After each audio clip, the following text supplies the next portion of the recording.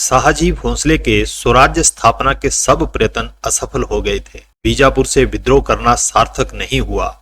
निजाम शाही से बैर लेना बेकार गया। अब क्या करें, कहां जाएं? मुगलों का सहारा लेने के अतिरिक्त कोई मार्ग नहीं बचा था। ऐसा न किया गया तो बीजापुर वाले जिंदा न रहने देंगे। सब बातों का विचार कर शाहजी ने मुगल सरदार आजम खां को पत्र लिखा और मुगल बादशाह ने उन्हें अपना पंच हजारी मनसबदार बनाना स्वीकार कर लिया। शाहजी भोंसले के स्वराज आंदोलन का केंद्र पूना उजाड़ हो चुका था, क्योंकि मुसलमानों से शाहजी भोंसले के हारने के बाद मुसलमानों की सेना ने सारे पूना को उजाड़ कर रख दिया था। इसी कारण शाहजी को सपरिवार शिवनेरी दुर्ग जाना पड़ा, क्योंकि यह स्थान अपेक्षाकृत अधिक सुरक्षित था। कहने को सब ठीक ठाक चल रहा था, परंतु लोगों में बड़ी बेचैनी थी। संत महात्माओं को अपमानित किया जा रहा था। मंदिरों को तोड़ तोड़कर मस्जिदों का निर्माण किया गया था। महिलाओं की इज्जत लूटी जाती थी। एक प्रकार से जनता नारकीय जीवन सी जी रही थी। हिंदू मान बिंदुओं पर एक एक कर प्रहार हो रहे थे। लोग त्राही त्राही कर उठे। मन ही मन भगवान से प्रार्थना करने लगे कि किसी युग प्रवर्तक को अवतरित करे जो हमें अपमान और निराशा के जीवन से उबारे। उसी समय दरिया खान ने शाहजहां के विरुद्ध विद्रोह कर दिया, तो उसे दबाने के लिए शाहजी को आदेश दिया गया।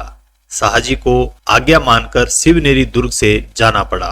वहां से प्रस्थान करने से पूर्व शाहजी भोंसले ने जीजाबाई से विदा मांगते हुए कहा, हमें राज आज्ञा मानकर जाना पड़ रहा है। विधाता का विधान ही ऐसा है। हमारे सब प्रयत्न असफल रहे हैं। मुगलों की चाकरी के अतिरिक्त कोई चारा नहीं है। हम जा रहे हैं तो आपसे एक बात कहनी है।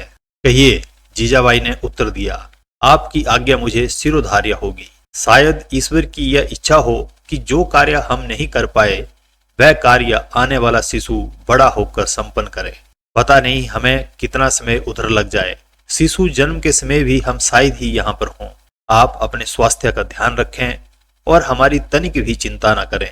कहते हैं बच्चे पर जन्म पूर्व के संस्कार बड़ा प्रभाव डालते हैं। क्या हम आशा करें कि आप हमारी अमानत का पूरा ध्यान रखेंगी, अपने को चिंताओं और आशंकाओं से मुक्त रखेंगी? जीजाबाई के मुंह पर क्षण भर के लिए लज्जा की लाली दौड़ गई। फिर वे गंभीर होकर बोली, मेरी ओर से आप निश्चिंत रहें, मैं आपकी आज्ञा का पालन करूंगी। इन सारी विपरीत परिस्थितियों में भी मैं तो दिन रात ईश्वर से यही प्रार्थना करती हूँ कि मुझे ऐसा पुत्र रत्न दे जो भारत जननी के कष्टों को धो डाले, इसकी वेड़ियों को कच्ची कलियों की तरह चटका कर तोड़ दे। बस क्या कहूँ, मैं क्या क्या मनौती मांग रही। शाहजी भोंसले चले गए। अपने कष्टों का वर्णन करने लोगों के झुंड शिवनेरी दुर्ग आते रहते थे। जीजाबाई उनकी बातें बड़े ही मनोयोग से सुनती और ढांढस बंधाकर उनको वापिस भेज देती। आखिर शुभ घड़ी आने में कुछ ही दिन शेष रह गए थे, तो प्रसूति गृह की व्यवस्था की गई। दक्ष महिलाएं जीजाबाई की देखभाल के लिए नियुक्त कर दी गईं। प्रतिदिन सुबह शाम जीजाबाई शिवनेरी दुर्ग पर बने शिवाई देवी के मंदिर जाती और पलकें बंद करके ऐसे पुत्र रत्न की मांग करती जो दुष्ट संहारक और धर्म परिपालक हो। 19 फरवरी सन 1630 ईस्वी उत्तरायण की शुभ बेला में उनकी कोख से जो पुत्र जन्मा वही भारत का भावी भाग्य विधाता था। पुत्र जन्म के साथ ही सारा दुर्ग हर्षोल्लास में समा गया। ऐसा लगा जैसे 100 सूरज फूट पड़े हों। बच्चे के नक्षत्र बड़े ही प्रबल थे और सभी लक्षण उनके होनहार होने का डंका पीटते नजर आ रहे थे। जन जन आनंदित हो खुशियां मना रहा था। मिठाइयां बांटी जा रही थी और मंगल गान गाए जा रहे थे। नामकरण का दिन आया तो बालक को सुंदर सुंदर वस्त्र पहनाए गए। रत्न जड़ित गहने पहनाने के बाद माता जीजाबाई ने धीमे से उस बालक के कान में कहा, शिवबा। शिवनेरी देवी की आराधना के फलस्वरूप यह पुत्र रत्न जीजाबाई को प्राप्त हुआ था। तय उन्होंने उसका नाम शिवाजी ही रखा। शाहजी भोंसले को सूचना तो पहले ही भेज दी गई थी। अब उनका पत्र आया जिसमें बालक को आशीर्वाद भेजा था और ईश्वर से कामना की गई थी कि वह अपने जीवन में ऐसे महान कार्य करे जिससे दुखी जनता को परित्राण मिले। वह भरत, राम, कृष्ण और चंद्रगुप्त मौर्य की परंपरा में से हो, भारत की कीर्ति को 4 चांद लगाए और अपने वंश का नाम रोशन करे। वैसे तो ज्योतिषियों ने पहले ही भविष्यवाणी की थी कि बालक अत्यंत पराक्रमी योद्धा होगा। शत्रु सदैव उसके सामने नीचा देखेगा। और कोई उससे आंख भी मिलाने की हिम्मत न कर सकेगा। पृथ्वी, पर्वत और सागर उसकी सत्ता मानेंगे।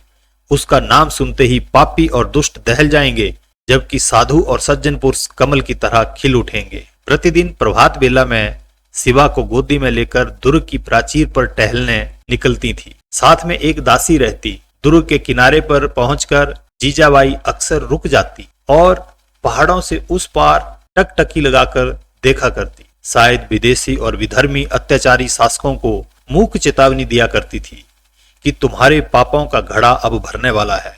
पापियों, तुम्हारा संहारक मेरी गोद में पल रहा है। उसके हाथों तुम्हें पूरा पूरा न्याय मिलेगा। वह तुम सबसे एक एक करके हिसाब लेगा, तुम्हारी करतूतों का पर्दाफाश करेगा।